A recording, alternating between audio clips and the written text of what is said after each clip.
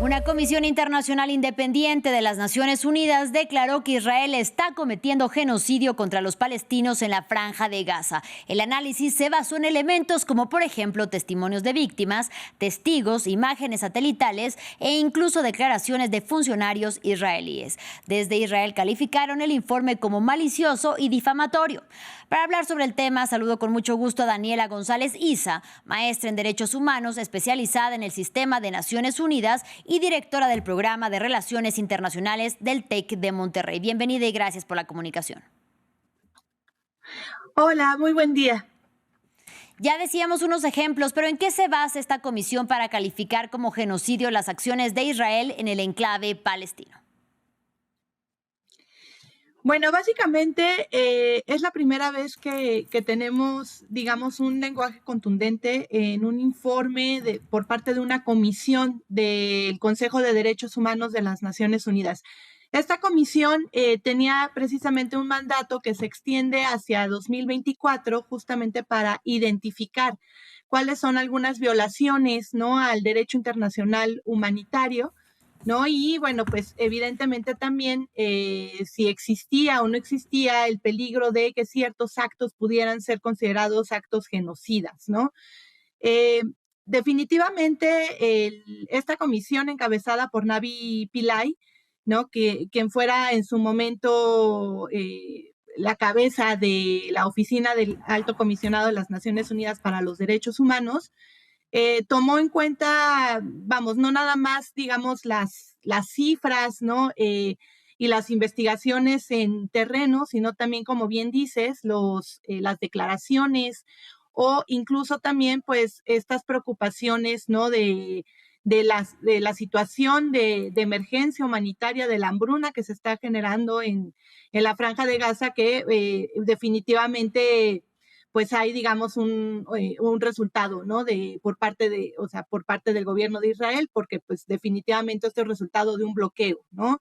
Entonces esto fue precisamente, o estos han sido los hechos, ¿no?, que han generado, digamos, esta definición con base en la Convención Internacional para la Prevención y Sanción del Genocidio de 1948. Sí, y en términos prácticos, para poder entender, ¿qué implica entonces esta calificación?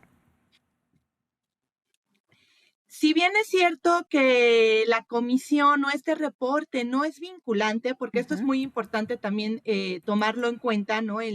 La dificultad, digamos, de definir o quién define un genocidio, si bien aunque no es vinculante, porque no estamos hablando de un organismo jurídico como puede ser la Corte Penal Internacional o la Corte Internacional de Justicia, que también están trabajando desde distintas perspectivas en este caso muy particular, sí que es cierto que fortalece este discurso sobre qué puede considerarse genocidio o no. Específicamente, la comisión ha detectado que hay 4 actos que pueden ser considerados parte de la definición de genocidio de acuerdo con la convención, que tienen que ver no nada más con la matanza de ciertos miembros de los grupos, ¿no?, sociales que viven en Palestina, sino también, por ejemplo, el daño, ¿no?, físico, mental.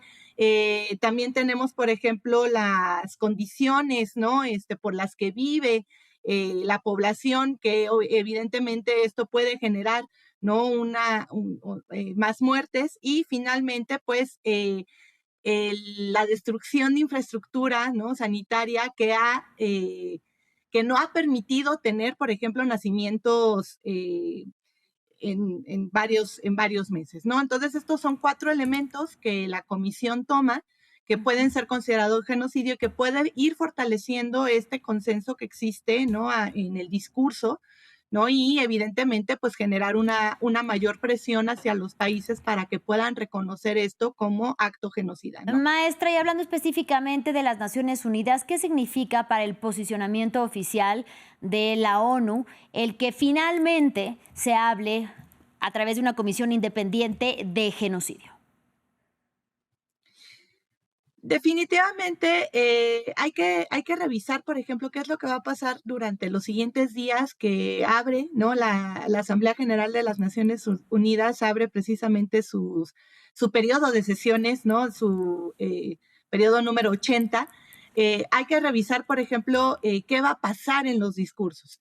Asimismo, tenemos que revisar otro órgano muy importante que es el Consejo de Seguridad, que ha estado también, ha tenido como estas intermitencias, ¿no? En esta situación humanitaria. Ujú.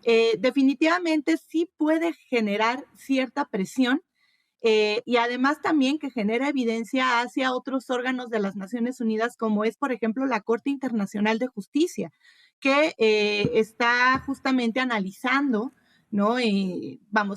Puede durar varios, incluso años, pero está analizando un caso precisamente propuesto por Sudáfrica contra Israel por la Así es. violación a la Convención contra Genocidio, ¿no? Entonces, definitivamente habrá que ver cómo serán las dinámicas dentro del Consejo de Seguridad, y de otros órganos de las Naciones Unidas, aunque definitivamente también tenemos que ver cuál es la posición de potencias, ¿no? Que pueda esto reforzar entonces, pues, una acción para eliminar el bloqueo y generar ya también algún tipo de sanción contra los responsables de esto. Ahora es importantísimo lo que usted recalca porque justamente no se puede hablar en términos prácticos de genocidio porque no ha habido a nivel de corte internacional, pero tampoco a nivel jurídico el pronunciamiento, la calificación de genocidio, que es lo que impide que los propios países, gobiernos o inclusive medios de comunicación puedan denominarlo de esta manera.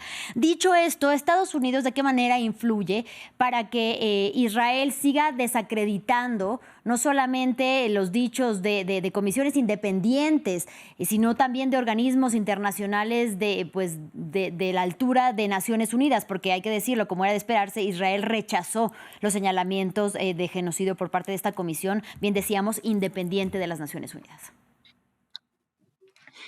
Sí, en efecto, aquí también habrá que ver cuál es el posicionamiento de la administración de Donald Trump respecto a, pues, estas evidencias, ¿no? Que cada vez, pues, apuntan más a un consenso en el discurso, ¿no? Definitivamente, las potencias, cuando hablamos de un tema como el genocidio, las potencias suelen ser a veces muy cautelosas por las implicaciones militares, políticas, que esto significa, ¿no?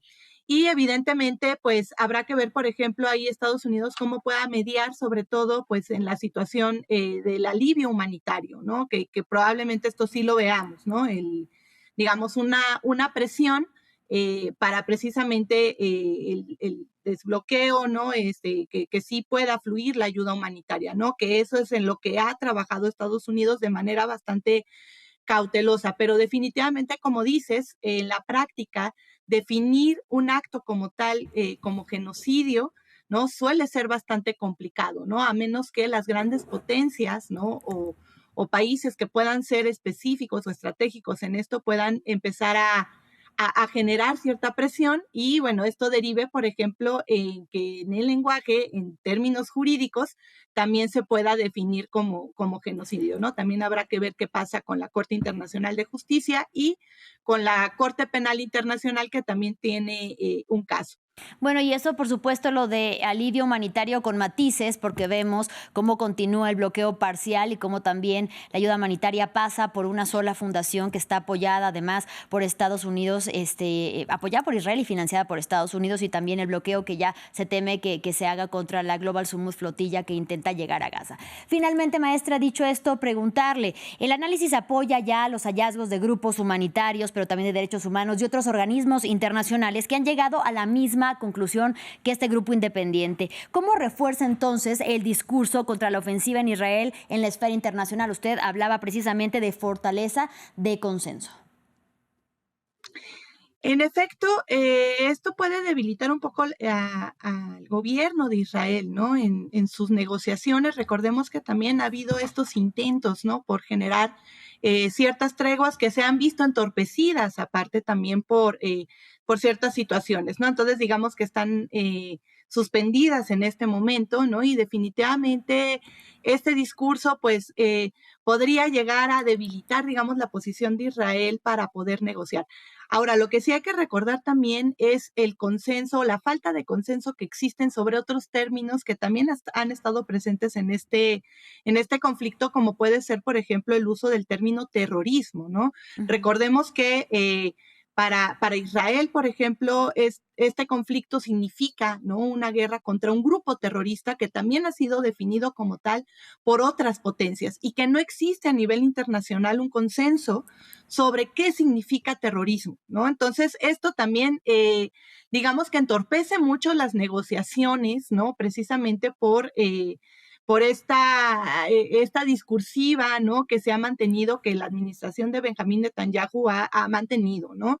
Sin embargo, sí considero que esto puede llegar, vamos, este informe y este lenguaje contundente, ¿no?, que se ha visto fortalecido a lo largo de estas semanas, ¿no?, sobre qué puede considerarse y qué no puede considerarse genocidio, sin duda, puede llegar a debilitar, ¿no?, la posición de Israel, y digamos en este conflicto, ¿no?, y en estas negociaciones.